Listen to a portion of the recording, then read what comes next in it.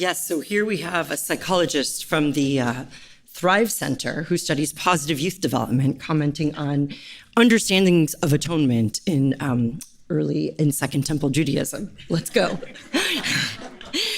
Dr. Newsom, I want to start by just saying thank you for that tour de force tour of texts that I have been relatively or extremely unfamiliar with, just to be very honest. Your eloquence, you're extremely articulate, and I learned so much from studying your paper. And even in listening to you, I feel like it created somewhat of a dust storm. Speaking of being created by dust, but so much rich information that has so much important and compelling implications for how we live out our life as Christians. And so I am grateful for how you presented how God's people transitioned their understanding atonement, not based so much on one's action and performance, but more on their ontology. As Dr. Hayes mentioned, I am an applied developmental psychologist, which does not often mean a lot to theologians.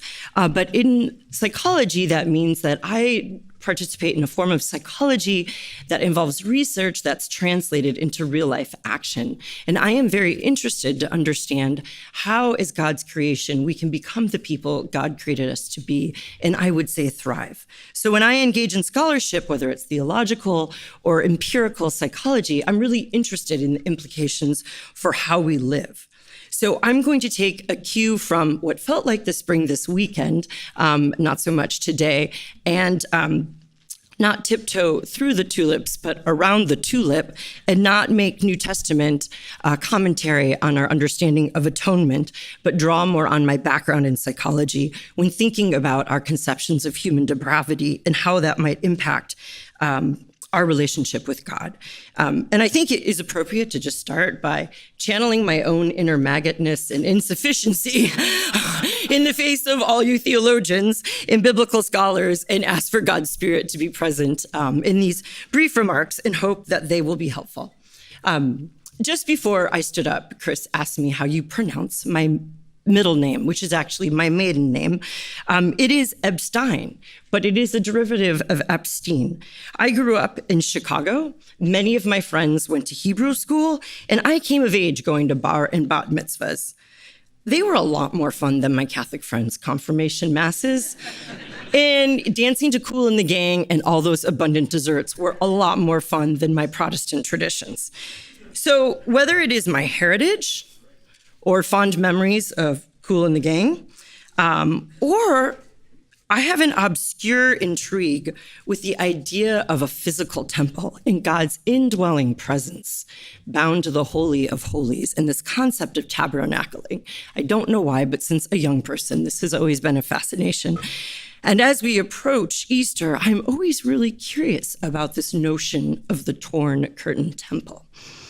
So for whatever all of these reasons of my intrigue with Jewish tradition and theology, I am very grateful for your articulation of this transition, of understanding formulations of moral agency, which in the rabbinic tradition relied on relentless cycles of repentance and reparation through action and deeds towards an emphasis on ontology in the recognition of, I'll call, our moral maggotry or our deep depravity as being humans.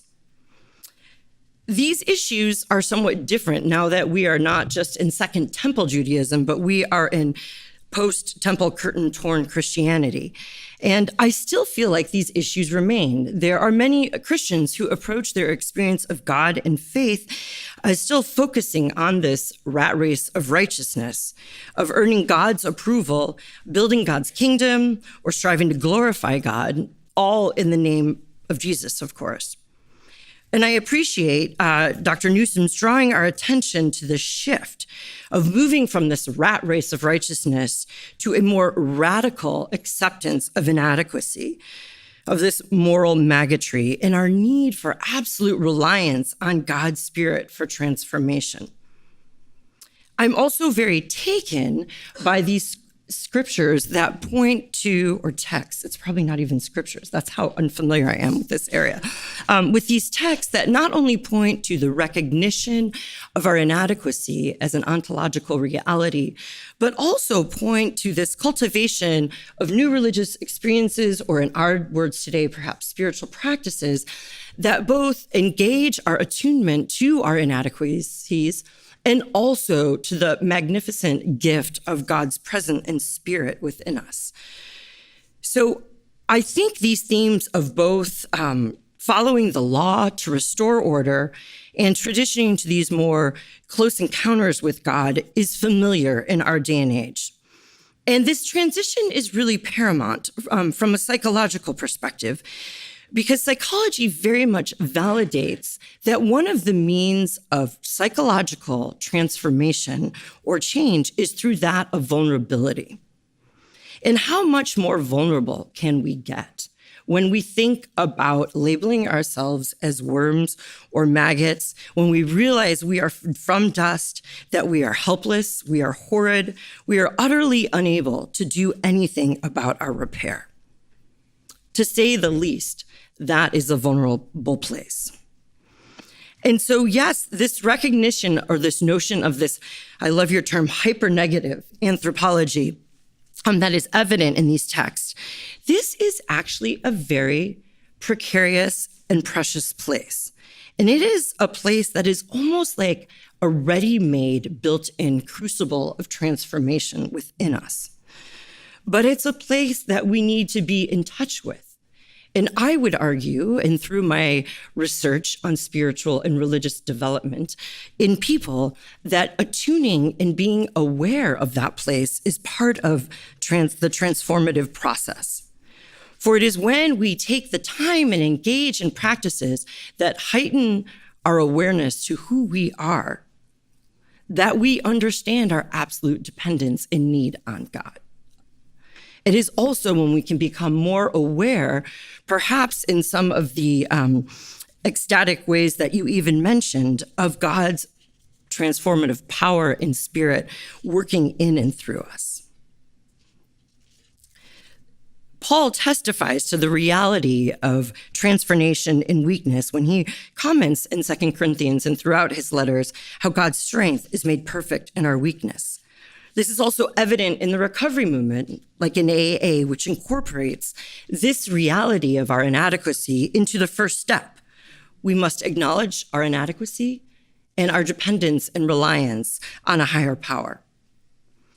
So what was a traditional formulation of rupture in the rabbinic tradition, the emphasis on rupture seemed to be between God and people, and repairing that through action and following regulation.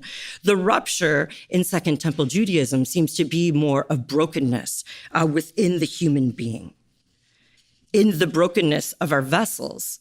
And it is only when we acknowledge that brokenness and live into that can we let God's light shine. Now, current psychology actually shows the significance of encountering a greater power in that sense of what people often call today transcendence. In my research of people who have experiences of transcendence, whether they're understanding that in relationship to our God, or they have that formulated in a different way, there is a radical reordering that goes within them in terms of their identity, their beliefs, their values, and their commitments, so that we can see how experiences of that which is so much greater, and which we experience in the Christian tradition as divine love and grace, can have transformative power on people. A few weeks ago, I was speaking here at the Psychology Integration Lectures, and I was speaking about grace. And I mused with the audience that if we really open ourselves up in our state of inadequacy to God's love and embrace and in his grace, that we live with a different attitude in being, a different security and a renewed identity that is not just based on who we are, but ultimately who we are in God. And we're learning within psychology when we look at things like socioepigenetics, which studies how your environment actually changes the way your genes are expressed, that when people are flooded with stress, different genes are expressed or turned on or not turned on just because of our environment. So we could imagine that in acknowledging our inadequacy and encountering God's love and grace with that full awareness of our need on him, that profound experience of grace may in fact change our genetic expression. That might give some insight into exaltation in the words that you were speaking about. So I am grateful for pointing towards the limits of this performance-based orientation of the rat race of righteousness, the relentless cycles of repentance and reparation, which sound like kind of a bad dating relationship, and pointing towards the deep encounter. We even know a good relationship is based on vulnerability and an attunement to one's brokenness, to joining each other in the depths of our sorrows and our inadequacies and our shortfallings, and celebrating our strengths and accomplishments.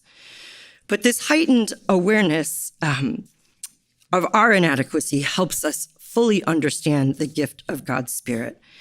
But I have a concern that I would like to raise, not in Dr. Newsom's scholarship at all, but how these themes linger in our contemporary expressions of Christianity. So forgive me, I might sound heretical for a moment, but I work in the School of Psychology, so I have a license. But the concern I want to mention is actually the emphasis on atonement itself. Too often, Christian discipleship emphasizes repentance, whether that is through this action-oriented strategy of reparation and repair, or an emphasis on this close encounter with God through spiritual practices or new religious experiences. Both of these can be ways to enable us to become more deeply aware of our moral maggotness and our need of the Spirit's transformative power in life. But the Christian telos is not one of individual redemption. That is only penultimate. The text that we saw seemed to stop with an idea of transformation and exaltation of the individual, even if there is a sense of union with the angels and others in the process. The concern seems to be of the inner self that is captive to sin or is inherently depraved. And it is through this individual inadequacy that we are exalted. But in post-temple curtain-torn Christianity, that's not our telos. However you get through to redemption and repentance, that is only penultimate. My concern is that when transformation of the inner world of the self or the individual becomes the focus, the goals that God has for us, the telos he has for us, we might lose sight of. And at this point, I would love to add and lean into N.T. Wright's formulation of atonement, which I know is not the subject of today's discussion. But when he talks about atonement as adoption into the covenant people of God, as an invitation for participation in God's ongoing work in this world, as we live in labor in God's love for the consummation of all of creation and for God's indwelling presence to be more here.